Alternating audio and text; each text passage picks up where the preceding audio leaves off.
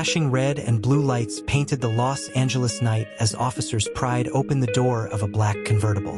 Inside sat one of Hollywood's brightest rising stars, Robert Downey Jr., disoriented, unshaven, and clutching the steering wheel like a man holding onto his last shred of control. On the passenger seat, evidence lay like props from a crime drama. A .357 Magnum revolver, packets of cocaine and heroin, and rumpled papers stained with sweat and paranoia. For the tabloids, it was another scandal. For Downey, it was the latest chapter in a dark spiral that had consumed nearly a decade of his life.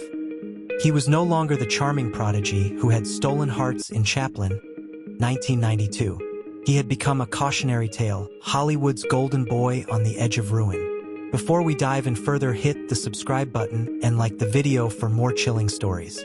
This is the story of Robert Downey Jr., a life lived at the intersection of genius and self-destruction, a man both criminal and victim, and his long road to redemption. Robert John Downey Jr. was born on April 4, 1965, in Manhattan, New York. His childhood was unconventional, to say the least.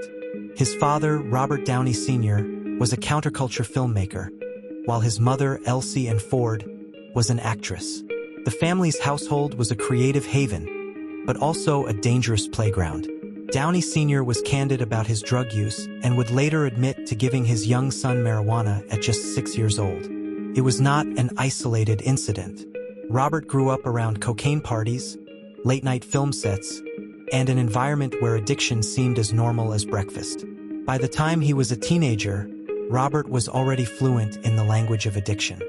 His prodigious acting talent was undeniable, but so too was his dependency on substances that blurred the line between fantasy and reality.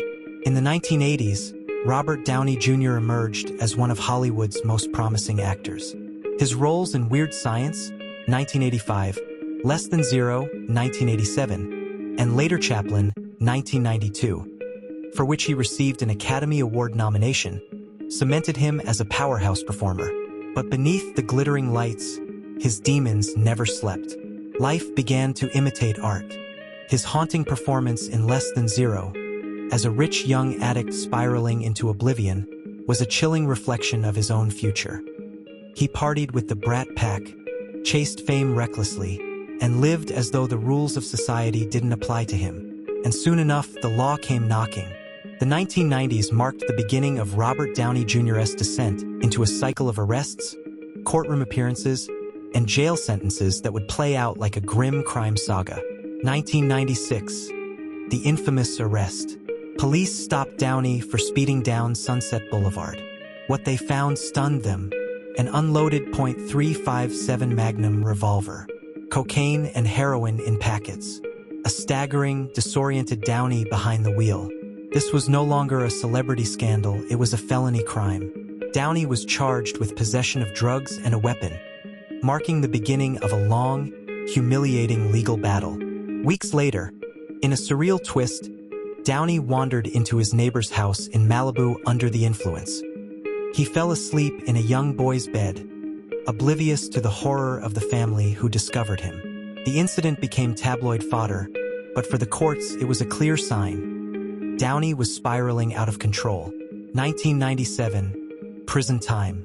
Despite repeated warnings, Downey continued to use drugs while on probation. After failing multiple court-ordered drug tests, he was sentenced to 6 months in county jail. By 1999, his repeated violations culminated in a sentence of 3 years in a California state prison. The image of Robert Downey Jr., Hollywood royalty, dressed in orange prison garb, sitting behind bars, shocked the world. Life in prison was a sobering experience, but it did not fully cure him. Upon release, Downey tried to revive his career. Producers still wanted him. His talent was too rare to ignore, but his reputation was toxic. Insurance companies refused to back films that hired him, making him a liability. Still, he landed a role on the hit TV series Ally McBeal. For a moment, it looked like redemption was near. But in 2000 and 2001, he was arrested again, once at a Palm Springs hotel with cocaine and Valium, and another time after being found barefoot wandering around Los Angeles in a daze. Each arrest chipped away at his career, and by 2001, he was written off Ally McBeal. Hollywood began to turn its back on him. By the early 2000s, Robert Downey Jr. was considered finished. He was broke, addicted, and unemployable. The man who had once been nominated for an Oscar was now reduced to a tabloid headline. Hollywood's most tragic star. The drugs, the arrests, the courtroom dramas. It all seemed to point to an inevitable end. Friends feared he would be dead within years. But something inside Downey shifted. After several arrests, jail time, and failed rehab attempts, Downey reached rock bottom in 2001. His marriage to actress Deborah Falconer had crumbled, and he risked losing custody of his son, Indio. But fate twisted once more. In 2003, he met Susan Levin, a film producer who would become the anchor that pulled him back to shore. Susan gave him an ultimatum: get clean or lose her. Downey chose sobriety. Clean, sober, and determined, Downey clawed his way back. His comeback began with smaller roles: Kiss Kiss Bang Bang, Zodiac, but in 2008, everything changed. With the help of rehab, meditation, martial arts, and therapy, he slowly rebuilt himself. His comeback was cautious but steady. Small roles turned into bigger ones, and by 2008, he landed the role that would redefine his legacy: Tony Stark in Iron Man. The irony was not lost on him. Tony Stark was a billionaire playboy battling his own demons. The role fit him perfectly. Robert Downey Jr.'s transformation was nothing short of miraculous. From a man found with cocaine, heroin, and a gun in his car to the highest-paid actor in Hollywood, his story became one of redemption and resilience.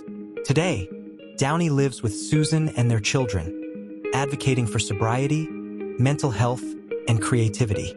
He has launched philanthropic projects, produced films, and continues to act. The man once doomed to die a criminal cliché has become a symbol of second chances. Robert Downey Jr.'s biography reads like a crime thriller. Guns, drugs, arrests, prison sentences, scandals, and courtroom battles.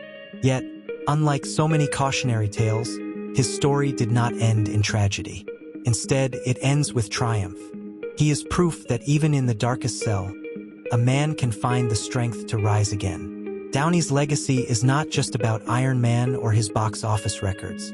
It is about resilience, redemption, and the idea that our worst mistakes do not have to define us forever.